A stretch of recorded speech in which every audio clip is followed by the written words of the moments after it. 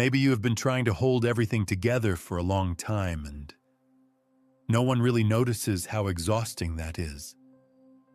Maybe no one ever told you this, that the exhaustion you feel from trying to hold life together is something human beings have struggled with for thousands of years, long before modern stress, before deadlines, and before social media comparisons. There were people asking the same quiet question: why does life hurt so much when we try to control it? And among those who searched for the answer was a quiet Stoic teacher named Epictetus. He noticed something most people never see. Not all suffering comes from what happens to us. Much of it comes from what we believe we must control. But once you understand this first truth, something interesting begins to happen. The world outside does not suddenly become easier. People will still disappoint you, plans will still collapse, life will still surprise you in uncomfortable ways. But something inside you begins to shift.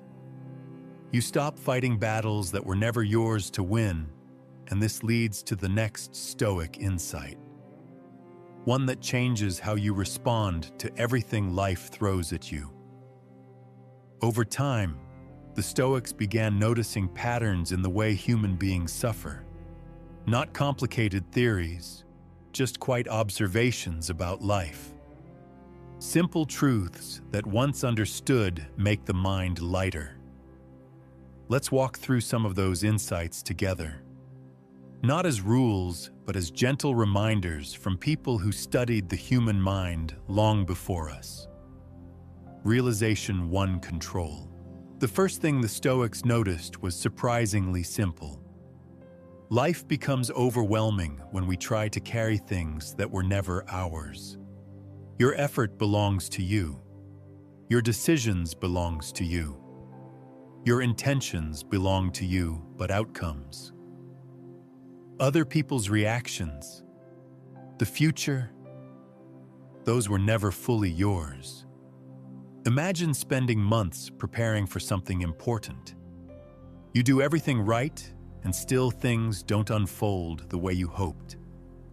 Most people interpret that as failure, but Stoicism quietly says something different. You were responsible for the effort, and not the result. And sometimes peace begins the moment we stop judging ourselves for things that were never within our control. Once people begin understanding this, something interesting happens.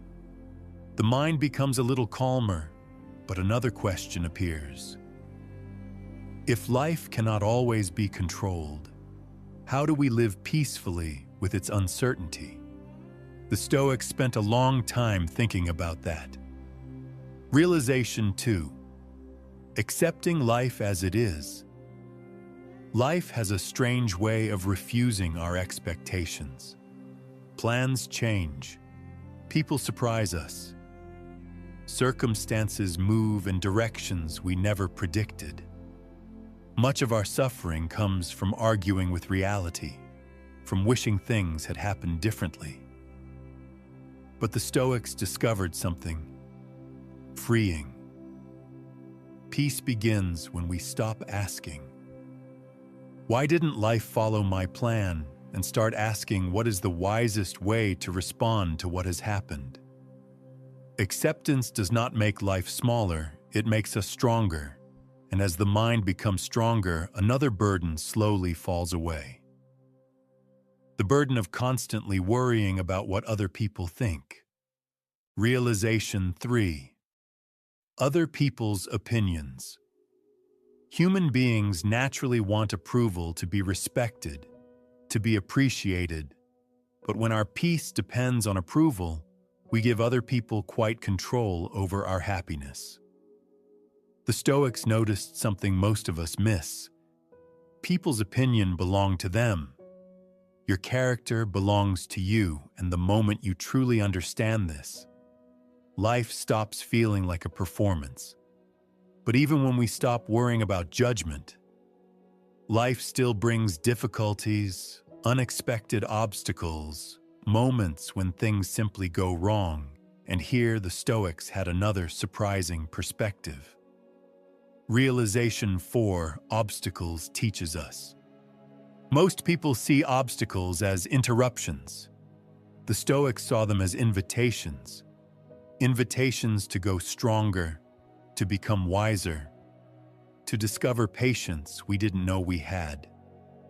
Even Marcus Aurelius, who ruled an empire during wars and crises, reminded himself of this often. What appears to block your path may actually be shaping it. But there was something else the Stoics wanted people to see clearly, something many of us overlook until it is too late. Realization 5: The value of time. Most people live as if time is endless. They postpone courage. They postpone joy.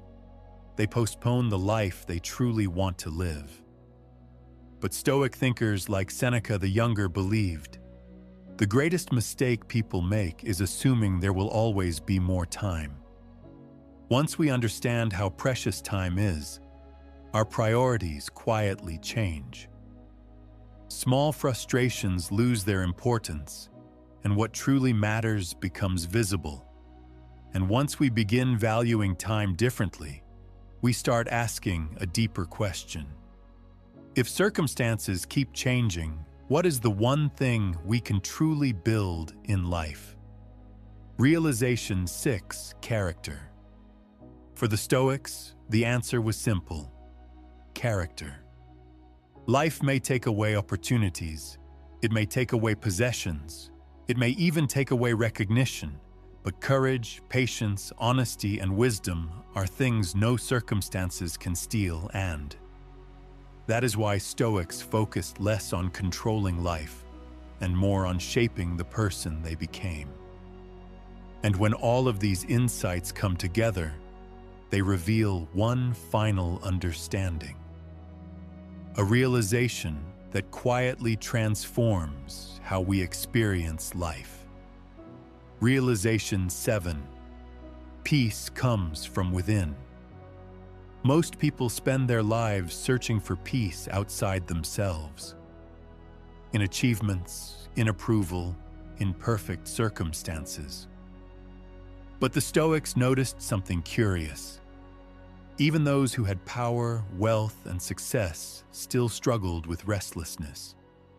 Which is why philosophers like Marcus Aurelius kept reminding themselves of one simple truth.